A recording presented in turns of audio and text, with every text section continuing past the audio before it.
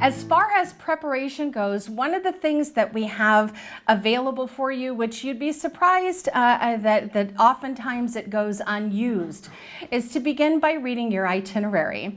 So in your itinerary, there's all this wonderful information, and particularly you want to pay special attention to the area that says notes for the tour manager and special instructions, because there is a wealth of information there, where the bathrooms are, if you're going to if you're going to face some stairs when you get there, if there's a unique entrance, where the drop-off information is. There's so much information that's there, so make sure you're really thoroughly reading that itinerary, and I will encourage you to make sure, especially moving forward from today, that you read your itinerary. So just make sure you're checking it out thoroughly, reading every word. And then if you have any questions, if there's something that you're unsure of, then make sure you call the office right away. Ask some questions, get everything confirmed so that everybody's perfectly clear on anything that happens during that itinerary. Remember, when you are out on the road, you're not just going to be the tour guide or tour manager. This is your show. And we don't mean that it's all about you, but we mean that in this particular case, you are the producer, you're the director, you're the star. It is your job in that instance to entertain, to engage, to make sure that we're keeping everybody on board happy and ready to roll. So what will you talk about during those times? Let's talk about what we won't talk about first. We are not going to talk about politics. We are not going to talk about religion. And we're not going to talk about sex. So these are things that definitely need to stay off the bus. Personal opinions have no place at all when we're talking about narration. And sometimes it's very subtle, or sometimes it's completely like you don't plan it. It just sort of happens. You're talking about something, and maybe it doesn't seem like your opinion is coming out or your personal thoughts on something, but at the end of the day, somebody misinterprets something. So really filter your thoughts when it comes to talking about making sure that we're avoiding these subjects that are notoriously taboo. Now, as far as planning your narration and what are you going to talk about, what will you discuss while you're on the bus? Well, there's lots of different places that you can find information. I know that vendor websites can be really good. This is, for example, the Greystone Manor or the Segerstrom. There's some great information there as far as the history, and some of the, people want to know things like seating capacity, or when was the first show, or what was the first show. Also, Wikipedia can be really good for you to find some information there as well. Now, I know all of you have your own special ways of doing things. Donna, if you wouldn't mind showing your binder and what you do. I make a binder now for every trip that I do with Day Tripper Tours, and I have about 30 of these right now, and I make one for each tour. And it's not necessarily something I use for narration because this is just too big, but it is something that I study for Best of LA anywhere from 2 months to 1 month out. I'll start reading, and I'll read a section a day or the whole book in 1 or 2 days, and I'll start from the beginning again. And it all goes in order. All my books are in order of the tour. For example, Best of LA starts with Watts Towers. So I have a whole section on Watts Towers, and the tabs that I buy also have little pockets. So I can add information, I can put maps in here, any extra little things. And then I have the plastic sleeves, which makes it much easier if you are going to bring this book with you. When it's seated next to you on the coach, you can thumb through the pages easier. All right, there you go.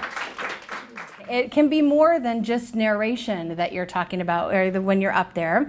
Different things that you can use, like, for example, visual aids. You can use props. Last year when Carrie did Pismo, she did origami butterflies and had everybody make origami butterflies on the bus, which I thought was fantastic. That's very engaging, and it's relevant to the tour. So now you have a prop or something that you can use that's going to keep people engaged.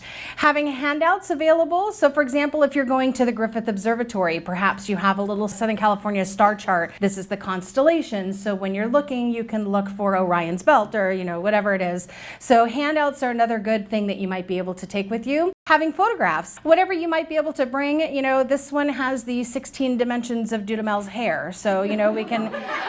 You can always bring that. You know, whatever it is, something you can do. And then you don't need to have a lot, but just a few, perhaps laminated. If you have something, you can bring it into the office. You can use the laminator here if you don't have one. If you have a day or two in advance to come in and get that prepared, you can use that stuff here. So, photographs, all that kind of thing, and of course, then videos are certainly going to be available to you. So if you would like to make a video, let us know which video you plan to use. It does need to be approved by Day Tripper, and it needs to be requested at least 2 weeks in advance, and only one video request per tour. If you find something that you might be able to purchase through perhaps one of these avenues, History Channel, A&E, whatever it might be, as long as it's approved, you can purchase that and we will reimburse you, and then we'll keep it and we'll use it for the next time we use that. We do that tour. And then just a reminder that videos are for support only. So when you get up, it's not to take place of your narration. It's not just, hey, let me throw on this video. They're going to tell you everything you need to know. It is important that you watch your videos before you play them because you don't want to just duplicate the information that's on there. So, so during your narration, you want to make sure you know what's on the videos and then find other ways to highlight the same thing. Find the parts of your tours that maybe would be just nothing to look at and give them something to look at. You know, when you're going, I love to point out I'm a huge fan. I love to point out the Citadel when we're going up because I just think it's such an amazing building. You know, just the architecture of it and the like almost hieroglyphics they have on the sides, and especially during the holidays when it's all decked out. And you know, just to talking about I think it was Christina when I was actually on your tour talking about up at Camp Pendleton, they have buffalo that roam the fields to keep the grass cut. You know, or things facts that you would never, I would normally just drive right past Camp Pendleton and not think anything of it, but something new about the new hospital they have up there, you know, I mean, anything. So it's a great opportunity to take what would normally be the slow parts of your tour and still give them something. Something else you can do to make your tours entertaining is costumes, and if they're approved. So this is a great example. Christina's going to all set for Puerto Nuevo. Carrie's got her butterfly shirts on. Mark and Carrie dressed as in their cowboy best over here, and then of course our beautiful gondolier. Another great way to be entertaining and engaging there.